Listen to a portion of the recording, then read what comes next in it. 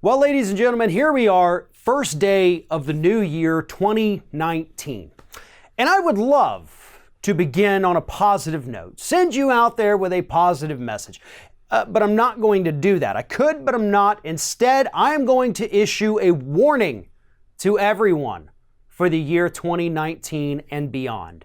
And that is, can we please not repeat the same mistakes that we made in 2016? I know that was 3 years ago, but the mistakes that were made in 2016 for some reason still keep playing themselves out all the way up to today. This is the warning. If we do not learn from those mistakes of 2016 and beyond, and now move on from them, we're doomed. And here's what I mean by that. Within the next couple of weeks, we will officially start getting people declaring that they're officially, finally running for president. Right now, there's a lot of speculation about a lot of different people. There's a lot of different polls showing a lot of different things and blah, blah, blah, blah, blah, blah, blah. We're going to get actual people saying, yes, 100% I'm running for president on the Democratic side within the next few weeks. And that's great. You know what? We want a big Democratic field.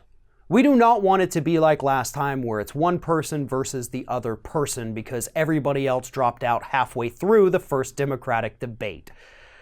We need lots of people. And when I say don't repeat the same mistakes, here's exactly what I mean. Do not focus on personality.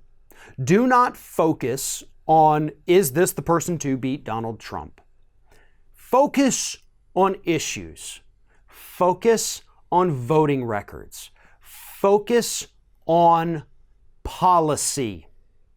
The only way that any Democrat, regardless who it is you support or who you want to see carry that mantle to the 2020 election, the only way that human being is going to win is if they embrace policy. The only thing we can do is to push them to the policies that we know they will need in order to win. Policies like Medicare for all, debt-free college, a Green New Deal.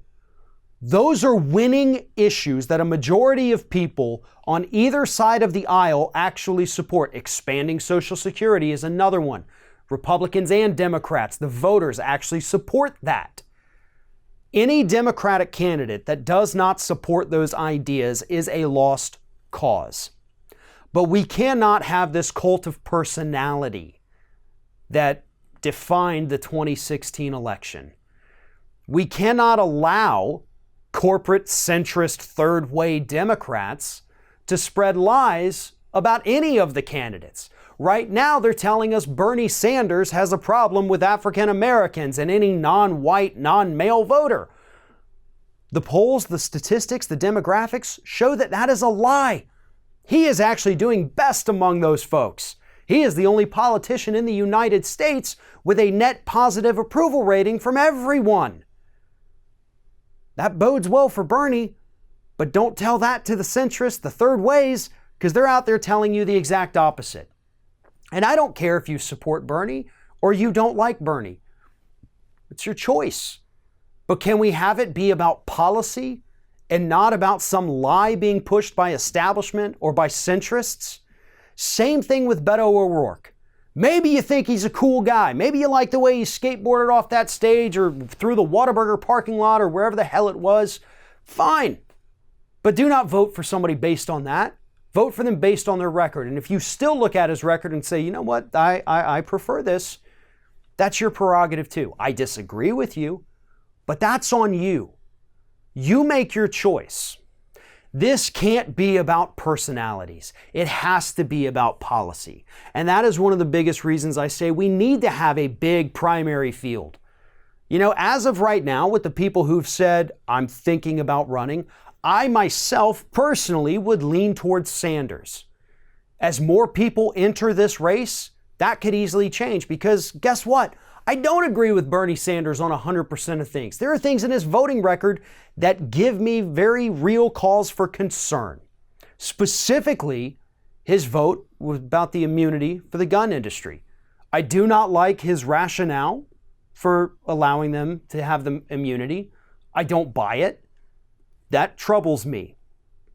Everything else, pretty much, right on cue. And so far, that's more than I can say for any of the other candidates.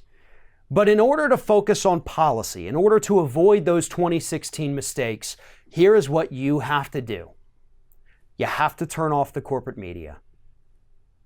It's that simple. I'm sure there's some podcasts out there, there's some YouTube series of establishment types out there spreading falsehoods or narratives about likability and personality, things that actually really don't matter all that much.